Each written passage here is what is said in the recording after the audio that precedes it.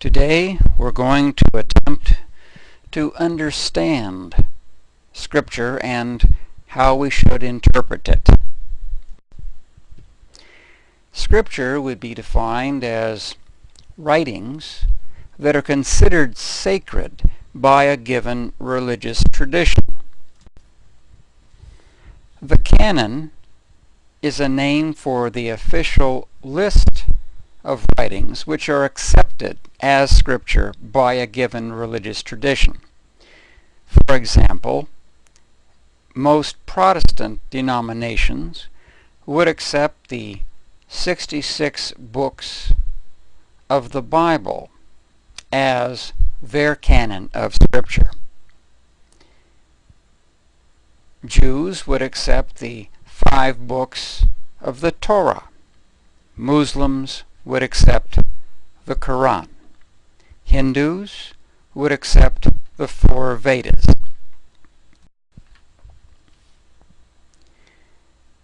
Apocrypha is a noun, and it refers to books not selected into the canon.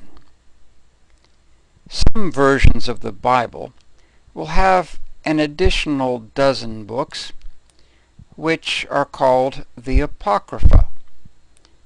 And in the tradition of most Protestants and the Orthodox Church, these books were not part of the canon of the original church councils of the 4th and 5th centuries, which set the Christian canon. However, if you have a Roman Catholic Bible, these particular books can be found in the Old Testament.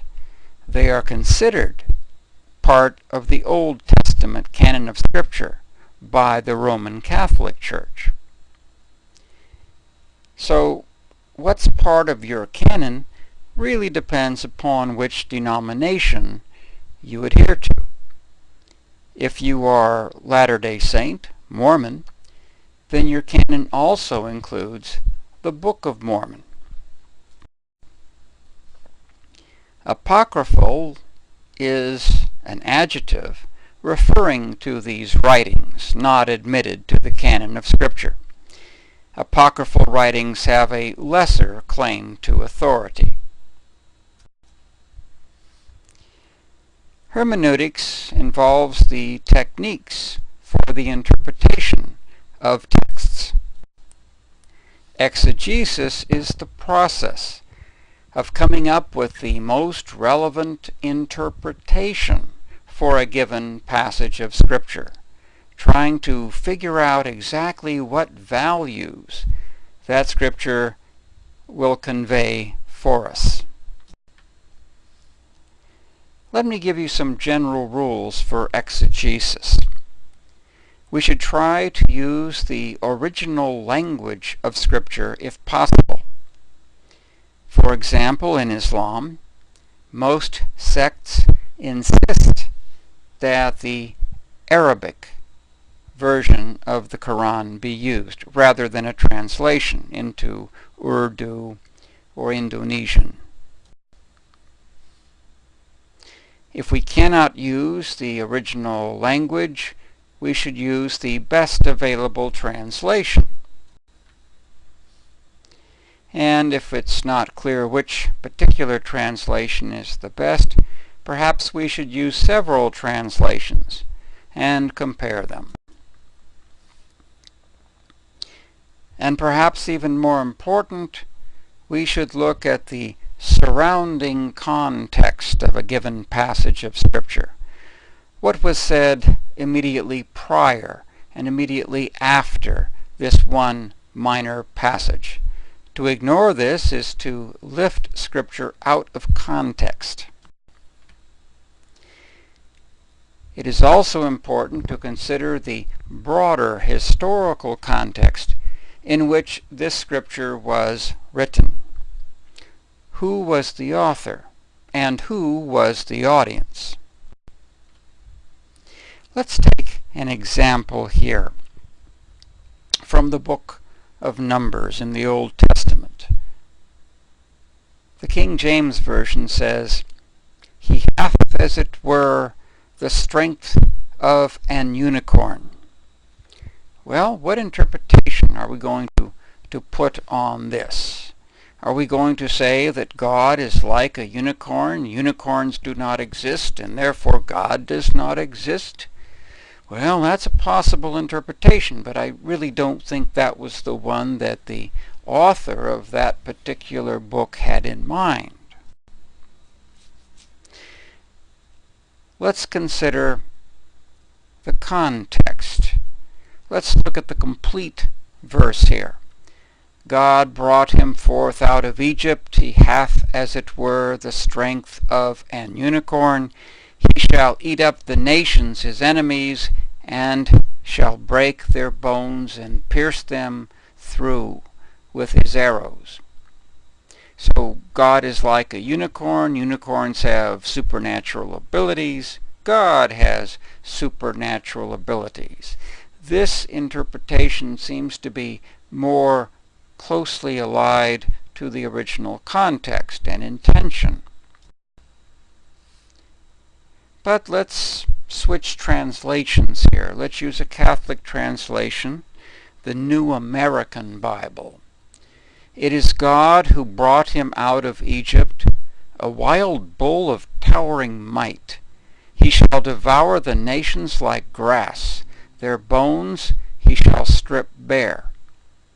And here we get a slightly different view. God is like a wild bull. Wild bulls were feared because of their uncontrollable power. God has power, which people cannot dominate. Let's try another passage of Scripture. A very short part of a verse. Abstain from blood. This is the way that the King James Version phrases it. And this is a very important passage because one denomination, the Jehovah's Witnesses, has interpreted this to mean that we should not get a blood transfusion. Well, let's consider the context of the complete verse. Abstain from pollutions of idols, and from fornication, and from things strangled, and from blood. Now, the Greeks at this particular time, and this particular passage was written to Greeks who were converting to Christianity, and many of the Greeks had the tendency of engaging in rituals of many different religions for different gods. And one of the problems that the early Christian missionaries faced is that the Greek converts, unlike the Jewish converts, were used to practicing many religions simultaneously. And so when the Greeks would hear about Christianity, they would say, "What day do you worship on?" "Oh, Sunday? Yeah, I have Sundays free. I've checked my calendar. I can work you in there between my Isis worship and my Demeter worship." And the missionaries had a hard time explaining to these Greek and Roman converts that Christianity involved a God who demanded exclusive worship. And so the question became, what are we going to require of these new converts? And the answer that Luke gives in this particular passage is that the new Christians could not worship idols and could not use their old sexual tendencies of sex outside of marriage, and also had to avoid contact with blood. Now, there's a particular reason for avoiding contact with blood that we see. Because blood ritual and worshiping idols were very common in many of the mystery cults of that period, such as the cult of Dionysus and the cult of Mithra. And the Christians were being told that they had to worship one God exclusively. And so this particular passage had nothing to do with blood transfusions in the first century. And to see it that way requires us to remove it from its scriptural and historical context. And that does not lead to useful exegesis. Those are my rules for understanding Scripture. I'm your headless professor. Have a good time. Create your very own video podcast from PowerPoint. Log on to authorstream.com. It's absolutely free.